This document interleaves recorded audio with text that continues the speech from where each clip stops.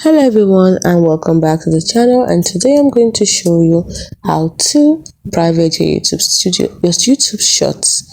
How to private your YouTube shorts via YouTube Studio Web. So once you go to studio.youtube.com on your desktop or your web browser, next thing you're gonna do once you sign in with your Google account is by the left side here, this left panel, you see some options. Tap on content,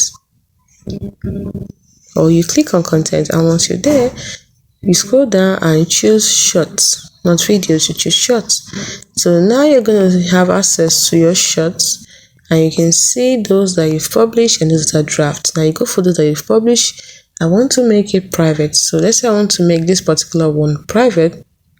Next thing I'm going to do is click on visibility like that, and you tap on private, then you tap on save.